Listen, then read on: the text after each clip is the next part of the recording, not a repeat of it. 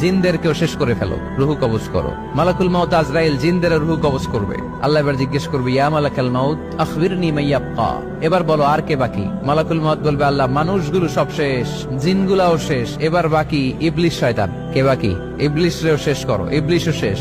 আল্লাহ আবার জিজ্ঞেস করবেন, ইয়া মালাকাল মাউতি মা ইয়াবকা, আর কে বেঁচে আছে বলো?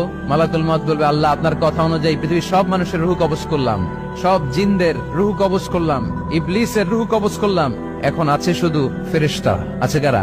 যাও ফেরেশতাদের রুহু কবজ করো। ফেরেশতাদের রুহু কবজ হয়ে যাবে। এবার আল্লাহ জিজ্ঞেস করবেন, ইয়া মালাকাল মাউত আখবিরনি মা ইয়াবকা। মালাকুল মাউত বলবে, আল্লাহ আপনার কথা মতো ধরে ধরে সব শেষ, ফেরেশতাও শেষ, 4 জন ছাড়া। কয়জন ছাড়া? জোরে বলেন, কয়জন ছাড়া? ইসরাফিল, জিব্রাইল, মিকাইল, আজরাইল। আল্লাহ এই 4 জন আমরা বাকি। আল্লাহ বলবে, যাও ইযহাব ইনতালিক ইলা জিবরিল ওয়াকবাদ রূহা, জিব্রাইলের রুহু কবজ করো। ইযহাব ইলা ইসরাফিল ওয়াকবাদ রূহা, ইসরাফিলের রুহু কবজ করো। ইযহাব ইলা মিকাইল ওয়াকবাদ রূহা, রুহু কবজ করো। ওই 3 ফেরেশতাও শেষ। এবার আল্লাহ তাআলা জিজ্ঞেস করবেন, ইয়া মালাকাল মাউত আখবিরনি মা ইয়াবকা, হে মালাকুল মাউত আর কে বাকি আছে বলো? মালাকুল মাউত বলবে, আল্লাহ আপনার কথা মতো মানুষগুলো শেষ, জিনগুলো শেষ, ইবলিস শেষ, আমার বাকি 3 ভাই ইসরাফিল, মিকাইল, জিব্রাইলও শেষ, শুধু আমি, শুধু আমি। আল্লাহ বলবেন, কেউ নাই? মালাকুল মাউত বলবে, না আল্লাহ কেউ নাই। এবার আল্লাহ তাআলা বলবেন, মালাকুল মাউত তুমি তো সবাই রে মারছো, এবার তুমি মরো, এবার তুমি মরো, তুমি মরো। শোনার সাথে সাথে মালাকুল মাউতের কাঁপুনি ছুটে যাবে, খিঁচুনি এসে যাবে ভয়ে। আল্লাহ বলবেন, কাঁপুনি দিয়ে তো লাভ নাই, কারণ কুল্লু নাফসিন যায়িকাতুল।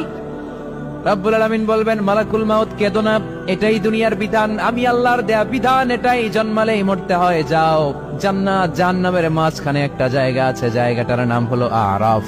এই আরাফের মধ্যখানে যে দাঁড়াও, ওখানে যে মালাকুল মাউত কাঁপতে থাকবে।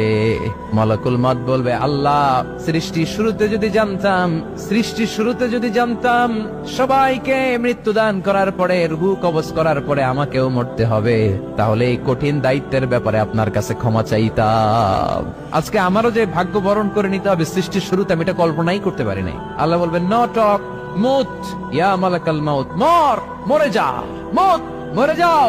বলার সাথে সাথে মালাকুল মাউত এক বিকট চিৎকার হাঁকিয়ে মরে যাবে। মালাকুল মাউতের চিৎকারটা সেদিন এত ভয়ঙ্কর হবে, বিষ্ণু ঈসা ইসলাম বলেন, ওই চিৎকারের আওয়াজ যদি পৃথিবীর মানুষেরা কান দিয়ে শুনতে পেত, তাহলে কিয়ামত সংগঠিত হওয়ার জন্য আলাদা করে ইসরাফিলের সিঙ্গার প্রয়োজন হতো না। ওই চিৎকারের আওয়াজে প্রতিটা মানুষ কানের পর্দা ফেটে ওই জায়গায় লাশ হয়ে পড়ে যেত। এবার ডানে বায়ে সামনে পেছনে উপরে নিচে কেউ নাই, একজন ছাড়া। জোরে বলতে হবে, তিনি কে? আল্লাহ তখন পৃথিবীকে একটা ডাক দিবেন, বলবেন, ইয়া দুনিয়া আইনা আনহারুকি, এই পৃথিবী তোর নদীগুলো কোথায়?